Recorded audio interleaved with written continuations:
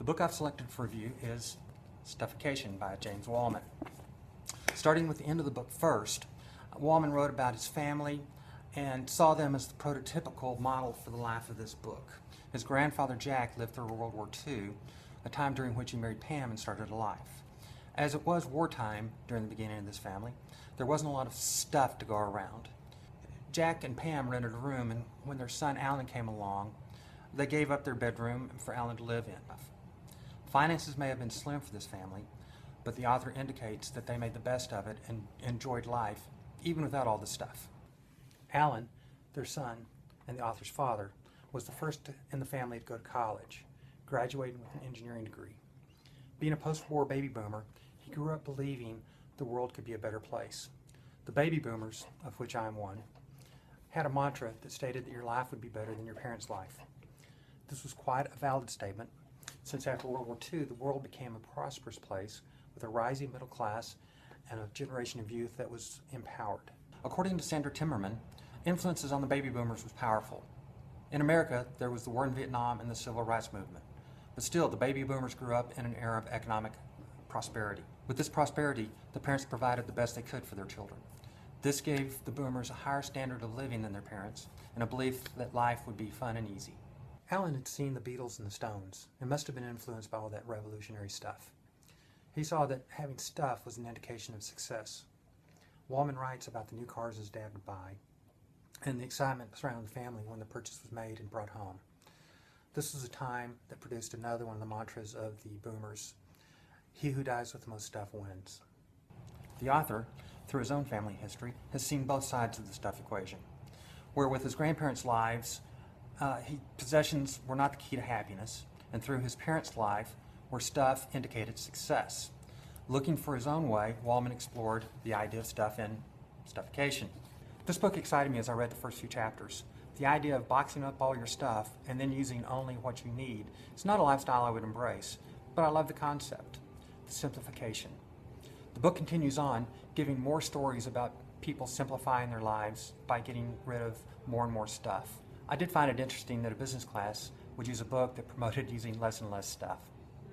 As I see it, the people in this book are trading one addiction for another. According to David Nutt, addictions are not exclusively related to drugs and alcohol. They can also involve such things as shopping, internet use, and gambling. Gathering stuff can be an addiction, and the same addictive behavior can be experienced with the idea of getting rid of stuff. People who have seen gathering stuff as an indicator of prosperity and happiness are now quite proud of how little they can get by on. The addiction seems to feed on them getting by on less and less stuff. Wallman explored those who experimented with a stuffless lifestyle in this book. Maybe they kept some of their stuff, maybe they lived in the rat race until they could afford to live with less. It seems that living with less can be an expensive proposition. Some dropped out of society, like the hippies of a past generation, but stayed involved with life and professional commitments through the internet, email, Skype, or other electronic means. It's a nice lifestyle if you have a company or business that allows your absence. The conclusion that Wallman makes is that modern man or woman should seek experience over stuff. This fits in well with the note his grandfather left on the day he died.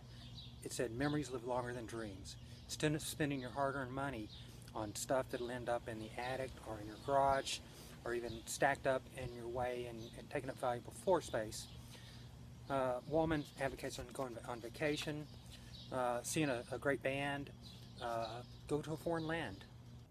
Bacharkey and McGiller reinforce this notion in their article Happiness from the Ordinary and Extraordinary Experiences. Their research shows experiential purchases are more self-defining than material purchases. They remind us of a line from the Dead Poets Society, "Carpe diem, seize the day." The article begins with a quote from Eleanor Roosevelt. "The purpose of life is to taste experience to the utmost, to reach out eagerly and without fear for newer and richer experiences." I agree, and without knowing it, have been living the experiential lifestyle. My wife and I have traveled to see Paul McCartney, Eric Clapton, and we had front row seats to see her favorite performer, Peter Gabriel. We have gone to San Antonio, Las Vegas, Florida, and Maui.